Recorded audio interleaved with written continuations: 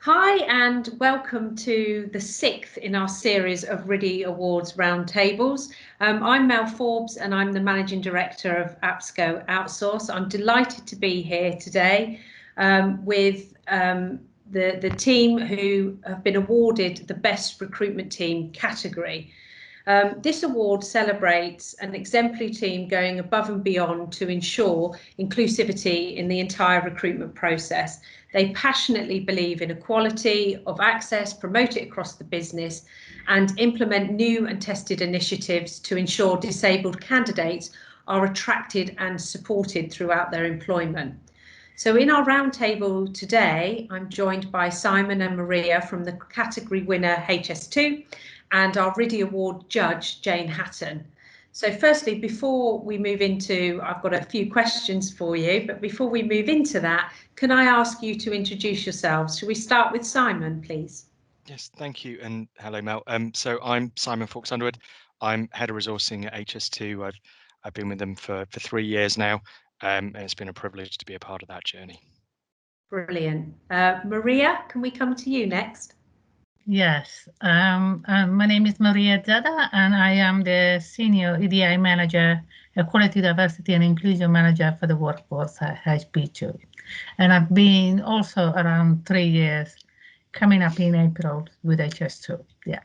Fantastic, thank you. Jane. Yes, so in my other life, I run Even Break, which is a job board for disabled candidates. But in this context, I was very privileged to be chair of the judging panel for the RIDI Awards. Brilliant. Well, we're delighted to have Simon and Maria with us to share and give us some insight into what made you such worthy winners of the award. So first of all, I wanted to kick off. I'll direct this first question probably to you, Simon. What can in-house recruitment teams do to become disability confident, first of all? Thank you, and it's a great question, and one of the things actually about HS2 is we do have an in-house recruitment team, which is probably the first thing. If you have a collection of people who are committed and leading in the recruitment space, that really helps, and especially in this day and age as we see those teams maybe shrinking. But I think if we look at specifically what we've done at HS2, so firstly, the core thing for us, I guess, is knowledge, and actually it's in the clue. It's about being confident. We get that confidence through our knowledge. Fortunately, you don't have to do it yourself. There are plenty of organizations out there that can help you with that knowledge. So we pull heavily on the Disability Confident website. We have partnerships with RIDI, obviously, in this conversation. It's not only somewhere to do the awards. There's lots of support and networking we can get through that. We use the Clear company to make sure that we're having the right technology in place, but also that we're drawing support and knowledge and understanding down. So there's plenty of places that organizations can reach out, and we use those organizations to invest in the recruiters. That brings their knowledge up, that brings their awareness up, and that's what makes them both confident in what's going on, but also able to lead and be experts in that area. And I guess probably the biggest point, and actually the personal learning for me at HS2, and Maria has helped me hugely in this space. I think also being aware of what you don't know, and being aware that the situation around sort of making recruitment processes accessible is that each and every individual is going to have different requirements in that space, and you're not aiming to understand each and every one. You're aiming to be mindful and aware enough that you can sense where that sort of need is, where that time is. You've got the processes set up to access that, but then to go and get the support. And Maria and I have had many conversations where she's had to teach me about particular requirements or particular adjustments and what that might mean for a process, and we've had to go away and think about it. So as much as I talk about being confident through knowledge, that's as much about knowing what you don't know as it is knowing what you do. That's great, and that leads us really well onto my next question, which, you know, fundamentally is, should recruitment teams be trained in how to recruit more inclusively? And can I direct that question to Maria, please? Okay, yes, absolutely. I think it's really important. Having a formal accreditation is great for any recruiter because it will give them the confidence to approach the questions around accessibility and accommodation. And that's really important because you can't know it all. There are so many disabilities out there that thinking that you need to understand each, adjustments that you can make for each type of environment would be absolutely impossible and also very presumptuous. And so it's really important that you have the basic training to give you the confidence to ask the right questions in the right way. And so that is really important. And when you have also a program that is disabled led, that's also important because, as you know, for example, the Clear Assure program or RIDI itself, Even Break itself as a recruiting platform, they are disabled led. And that's really important too, because they come from disabled people themselves who have real knowledge in this area, rather than people who are not disabled and kind of making assumptions. So that's really, really important. Thank you, Maria. I think, Jane, just one thing on that would be, to Simon's point, obviously having an in-house team where you're together, a common goal. But there's lots of organisations out there that don't have in-house teams or have a very, sometimes it's one individual doing their recruitment. What would you say, Jane, in supporting somebody like that, to Maria's points around, that learning? Yeah, I think one of the things that we find is that within organisations, either the recruitment team or hiring managers can be very nervous around disability, not because they want to discriminate, the opposite, because they don't want to get it wrong. And often people are so frightened of getting it wrong and saying the wrong thing, offending somebody without meaning to, that they avoid the subject altogether. And actually, as Maria said, the training for any in-house recruiter or even hiring managers is about removing the fear and actually saying that you can't be expected to be the expert on every disability, but every candidate will be the expert on their own disability and what they need. So don't be frightened to ask that question. And, a simple question at the beginning of a recruitment process would be something like, what do we need to do so that you can shine in this process? It doesn't have to be very legalistic. Are you disabled? If so, what adjustments do you need? It's that kind of approach. And I think once people feel less frightened and more confident, then we can talk about the issues and people will tell you what they need. Brilliant. And that actually, Simon, that leads us on to my next question, which is, did HS2 experience any internal or external barriers to becoming more inclusive? It's it's a great question, and I think the first thing to probably do is start looking at that language, and not to criticise the question anyway. But I think this is one of the things we do work against, the idea that there are barriers to things. And we can often talk about whether that's, and Jane, you just talked about legalistic approaches. I agree. Do we need a massive legal department or do we need special technology? And these start to become barriers. I think, firstly, and I am super lucky in my job, and it was part of the reason that I personally joined HS2, and that there have been many trailblazers in my organization that have kind of broken down those barriers. So we embrace not only disability, but other characteristics as opportunity. So, I know that in a lot of organizations, there's kind of a cultural question around that, which we probably don't struggle with at all. In fact, I think we do generally embrace the concept of difference and embrace the concept of accessibility.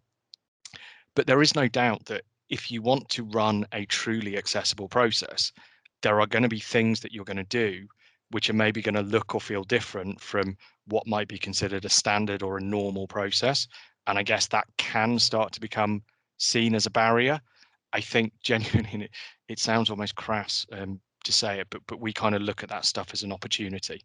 And if I give you an example, this year we've started working with asynchronous video interviews for the first time on our graduate program. So pre-recorded video interviews and all that sort of stuff. And we looked at a number of providers, and because we want to make sure our processes are accessible, we have various technology standards that we want to work with. We want to make sure our technology integrates to various other platforms and things. And we couldn't find a provider that met those requirements. What we could do was find one that was willing to work with us to meet those requirements. So we were then able to start configuring a technology platform. The provider was really on board with the journey, so they got into that. They start looking at different ways of positioning their technology and different things you can do, and it becomes an opportunity.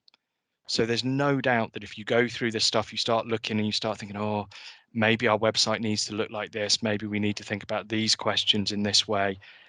And I think it's about perspective, because absolutely, once you get into that mindset of it not being a barrier, it's just about making it accessible, it becomes part of the way you do things. And even, Jane, I love the point that you made about not having to be legalistic. Not that they let me in many interviews anymore. It's kind of viewed as not sensible. But, you know, I'm quite happy to sit in a room and just say, is everything okay for you? You know, and that's not just about whether you're disabled or whether you need an adjustment. That's just about, I'm trying to give you a great experience. Am I meeting it? And by asking that question, I may well find out that you need a little bit more time for a psychometric test, or you need a test in a certain format, or whatever it may be. Or I might find out that actually you're feeling a bit nervous and you just want a bit of a chat before the interview starts, and that's all good as well. So there are undoubtedly barriers or issues or things that you need to think about to make your process accessible. But I think when you make that change and you flip that switch, you get to a point where all of this stuff is just opportunity, and that's a good place to be. Thank you. I think as well it's great advice in that, in terms of tips there in making the experience the very best it can be. Maria, do you have any other advice that you would give to other recruitment teams who are looking to become more disability confident? Yes, I mean, there's so many things out there. So first of all, if you go back to what Simon just said, embrace it like a journey of discovery. And that's, I think, you know, you might find yourself learning new things and actually finding opportunities there. So going back to the example of our provider of the remote interviewing, they're now using the approach with all the other clients, and it's a great selling point. So I think it's just fantastic. It just goes to show that accessibility can be actually an asset. So also do not be afraid to engage with your own disabled employees. So I was really happy because I am severely deaf myself, and I was really happy when, you know, people in the HS2, all teams from all over HR, they come to me for advice. Maria, what do you think about this? And of course, I speak from a so-called expert perspective because that's my job. But also, I can give my own personal, unique, individual perspective, what it's like for me as a mom, as a deaf person, someone who is, you know, heavily accented in a European language. I can give my unique perspective, and I think it's just great to be asked. And also consulting, you just get so many ideas with your own people. So, for example, as you can see in my background, there is a Just Two Together Network banner here, which is our own disabled network, HS2, and there are a bunch of fantastic people, and they're just there, willing to give more of their own time to provide advice and give their thoughts and help out with accessibility and inclusion. So really, all you have to do is ask. Absolutely, and you make it sound, both of you actually, so easy, and Jane would be cross with me at this and go, Mel, it is easy. I know, Jane, but so many organisations seem to overcomplicate it or get so concerned, like you say, the fear sets in.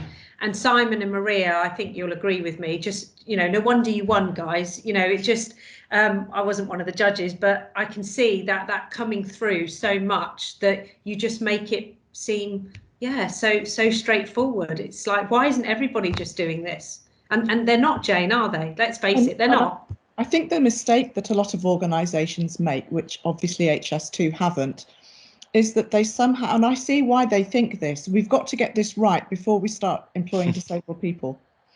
But actually, if you tear that apart, what that means is, A, we're assuming we don't employ any disabled people already, and you will be. But also, if that was the case, what you're saying is we need to guess what disabled people might need without asking them before they get here. Rather than, why don't we do the two at the same time? Why don't we employ disabled people? It's one of those virtuous circles. The more disabled people you employ, the less fear, the more familiarity. It becomes everyday conversation, like what was on EastEnders last night or what the weather's going to do this afternoon. And it just becomes part of the culture of the organisation. So it's not a case of waiting till we've got everything right and then employing disabled people. It's about bringing disabled people with you on that journey so that they can inform, better practice all the time. No organisation has it absolutely right 100% of the time.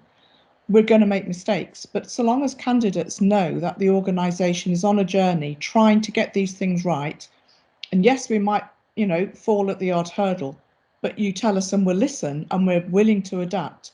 And I think that's the key to HS2's success, is that they're willing to listen and learn and really change things as a result of what they've learned. And when you look at it from that perspective, you do it in an iterative way. You don't have to suddenly do everything differently from day one. You learn as you go along, you absorb, you listen to the Together group in HS2 or whatever the ERG is called in your organisation. Listen to disabled people, they'll tell you what you need to do. And then just adapt what you do that way. Don't wait until you've got everything perfect before you start employing disabled people. That's you've got it all the wrong way around. Sorry, I'll come to you, Maria. Were you going to add something then? Yeah, I was just thinking, some of the biggest issues sometimes is the perception that some people discover actually that they have a disability during their working life, and they're scared of sharing that they have a disability, and also for some employers. So there's two things happening at the same time. One is the fear of so-called disclosure, and also the perceived in the worry about the cost, the potential cost of adjustment. And it's really, really important to remove that fear. One, because there is funding available and you can claim back the cost of adjustment. And that's really important, not just for you if you are like HS2 under a lot of scrutiny and we really have to be accountable for all the money that we spend. But on top of that, it's really about the dignity of the disabled person, knowing that there is funding assigned to it. And actually, if you do ask for adjustments, it will be reimbursed. And that's really important because then you feel, oh, it's okay to ask. And you remove a little bit of that fear. So I think that's also really important to bear in mind when you're offering adjustments to people. Really do it wholeheartedly, because you will recoup your cost and people will feel more inclined to share as a result. Thank you. I think that leads us into a beautiful segue into our next roundtable, which is actually getting started category, which lends itself to exactly what Maria's talking to there. And that award, that roundtable rather, to celebrate that award category will be streamed live through RIDI's website on the 21st of April. So really all I wanted to do next was thank you so much, Maria, Simon, for sharing and your journey, as Simon said. I think it's fantastic, and congratulations on winning the award. And to Jane, thanks as always for adding and sprinkling your fairy dust over us in terms of your knowledge and expertise. It's really appreciated. So thank you all very much for your time today. Really appreciate it. Pleasure. Thank you. Thank you. You're very welcome.